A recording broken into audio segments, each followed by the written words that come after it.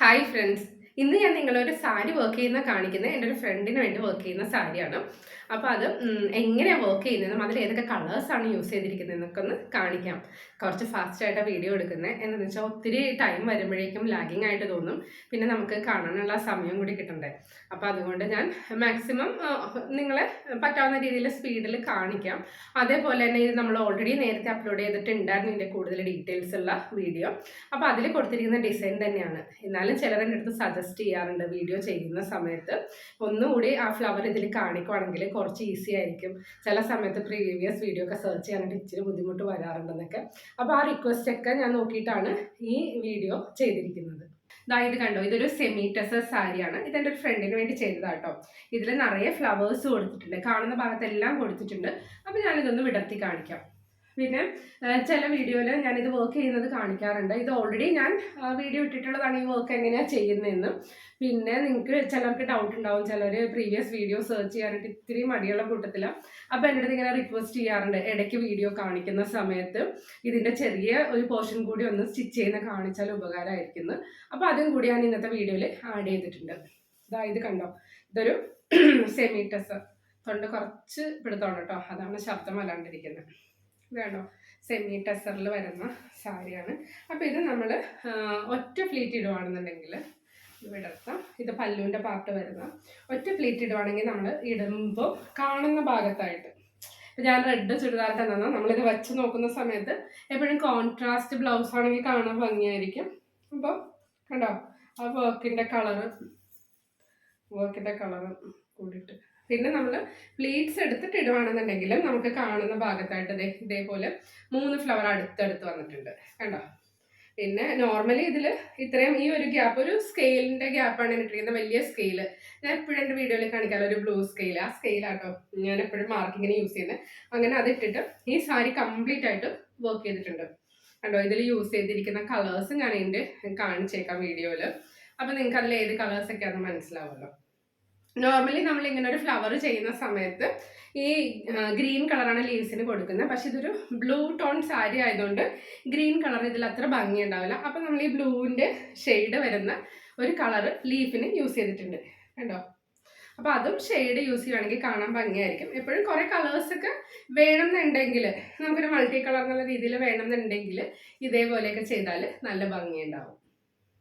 ഈ സാരി വർക്ക് ചെയ്യാനായിട്ട് ഞാൻ യൂസ് ചെയ്തിരിക്കുന്ന ത്രെഡാണ് ഇതെല്ലാം. ഇതിൽ ബ്ലൂവിൻ്റെ ഷെയ്ഡാണ് യൂസ് ചെയ്തിരിക്കുന്നത് ലീഫ് ചെയ്യാനായിട്ട്.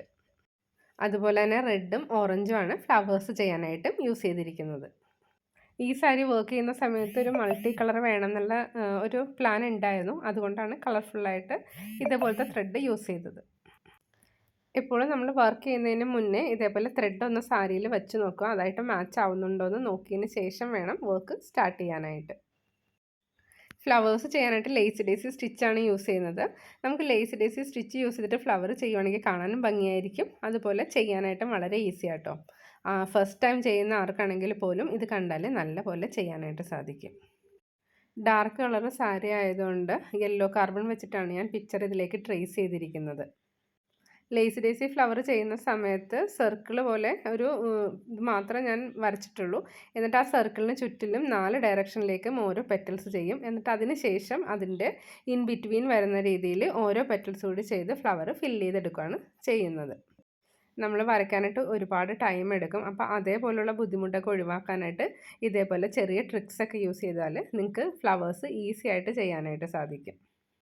4 ഡയറക്ഷനും കംപ്ലീറ്റ് ആയതിന് ശേഷം നമുക്ക് ഇതിൻ്റെ നടുക്കൊരു ഫ്രഞ്ച് നോട്ട് സ്റ്റിച്ച് കൊടുത്താൽ ഈ ഫ്ലവറിന് ചെറിയൊരു ബട്ട് പോലെ കാണാം ഫ്ലവറിൻ്റെ നടുക്കായിട്ട്. അപ്പോൾ അങ്ങനെ നമുക്ക് ഫ്ലവർ ഈസി ആയിട്ട് കംപ്ലീറ്റ് ചെയ്യാം.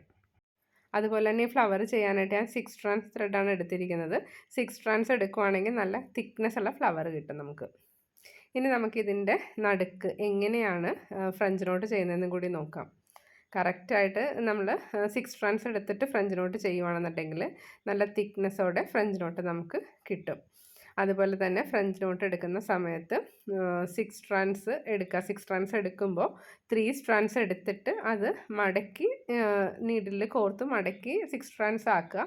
അങ്ങനെയാണെങ്കിൽ ചെയ്യാനായിട്ട് ഈസി ആയിരിക്കും. പിന്നെ ഞാനിവിടെ 3 ടൈംസാണ് ടേൺ ചെയ്തെടുക്കുന്നത് ഫ്രഞ്ച് നോട്ട് ചെയ്യാനായിട്ട്. 3 ടൈംസ് ടേൺ ചെയ്യുകയാണെങ്കിൽ അത്യാവശ്യം വലിപ്പമുള്ള ഒരു നോട്ട് നമുക്കിവിടെ കിട്ടും. അപ്പോൾ ഫ്ലവർ കൂടുതൽ ഭംഗിയാവും. വേണമെന്നുണ്ടെങ്കിൽ നമുക്ക് ഈ ഫ്ലവറിൻ്റെ ഡാർക്കോ ലൈറ്റോ ഷെയ്ഡ് യൂസ് ചെയ്യാം. ഇവിടെ ഞാൻ സെയിം ഷെയ്ഡ് തന്നെയാണ് ഫ്രഞ്ച് നോട്ട് ചെയ്യാനായിട്ട് യൂസ് ചെയ്തിരിക്കുന്നത്. ഫ്ലവേഴ്സ് കംപ്ലീറ്റ് ചെയ്തിട്ടുണ്ട്. 3 കളർ യൂസ് ചെയ്തിട്ടാണ് ഫ്ലവർ ചെയ്തിരിക്കുന്നത്. ഇനി നമുക്ക് നെക്സ്റ്റ് ലീവ്സ് എങ്ങനെയാണ് ചെയ്യുന്നതെന്ന് നോക്കാം. ഫെദർ സ്റ്റിച്ച് യൂസ് ചെയ്തിട്ടാണ് ലീവ്സ് ചെയ്യുന്നത്. അതുപോലെ തന്നെ ലീവ്സിനെ കണക്ട് ചെയ്യാനായിട്ട് സ്റ്റെം സ്റ്റിച്ചും യൂസ് ചെയ്യാം. ഫെദർ യൂസ് ചെയ്തിട്ട് ലീവ്സ് ചെയ്യുമ്പോൾ നമുക്ക് ഈസി ആയിട്ടൊരു ലീഫ് കംപ്ലീറ്റ് ചെയ്യാനായിട്ട് സാധിക്കും. അതുപോലെ ഷേപ്പും കാണാനായിട്ട് നല്ല ഭംഗിയാണ്. അതുകൊണ്ട് മാക്സിമം ഞാൻ എൻ്റെ ഡിസൈൻസ് ഒക്കെ ചെയ്യുമ്പോൾ ഈ സ്റ്റിച്ചാണ് ലീഫ് ചെയ്യാനായിട്ട് യൂസ് ചെയ്യാറുള്ളത്. ലീവ്സ് ചെയ്യുന്ന സമയത്ത് ഇവിടെ ഒരു ചെറിയ ബഞ്ചായിട്ടാണ് ഞാൻ ചെയ്യുന്നത്. അപ്പോൾ എപ്പോഴും ഏറ്റവും ഫ്രണ്ടിലുള്ള ലീഫ് ചെയ്തിട്ട് അതിന് താഴേക്കാണ് സ്റ്റെം കൊടുത്ത് കണക്റ്റഡ് ആയിട്ടുള്ള ലീവ്സ് കൂടി ചെയ്യുന്നത്. അപ്പോൾ നിങ്ങൾ ഈ വീഡിയോ ഒന്ന് കെയർഫുള്ളായിട്ട് കാണുകയാണെന്നുണ്ടെങ്കിൽ നിങ്ങൾക്ക് നല്ല ഐഡിയ കിട്ടും. മനസ്സിലായില്ല എന്നുണ്ടെങ്കിൽ ഒന്നുകൂടി അത് റിവൈൻഡ് ചെയ്ത് കാണുക. അപ്പോൾ കുറച്ചുകൂടി ക്ലിയർ ആയിട്ട് മനസ്സിലാവും.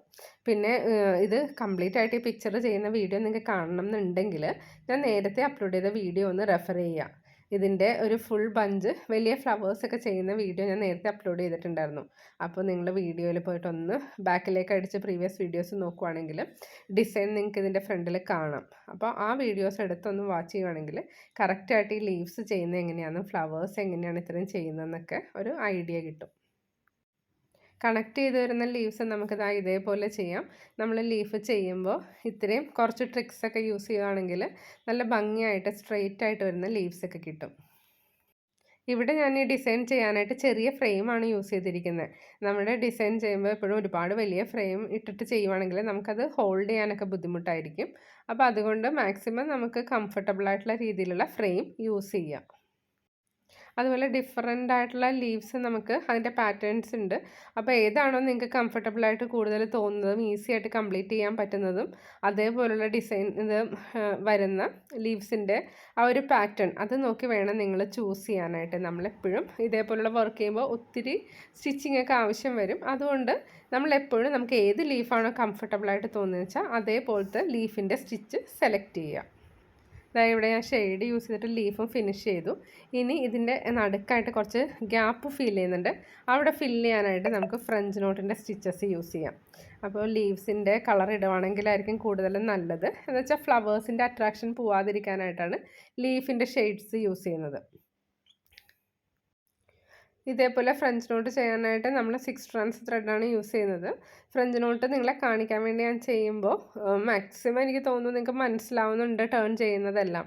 ക്യാമറ അത്ര അഡ്ജസ്റ്റ് ചെയ്ത് വെച്ചിട്ടാണ് വീഡിയോ എടുക്കുന്നത്. പിന്നെ ഇത് ഹോൾഡ് ചെയ്ത് വെച്ചിട്ട് നമുക്ക് ഫ്രഞ്ച് നോട്ട് സ്റ്റിച്ച് ചെയ്യാം. അതുകൂടി ഞാൻ എങ്ങനെയാണെന്ന് കാണിക്കാം. ഇപ്പോൾ നമ്മളിരിക്കുന്ന ടേബിളിൽ ഫ്രെയിം ഹോൾഡ് ചെയ്യാം.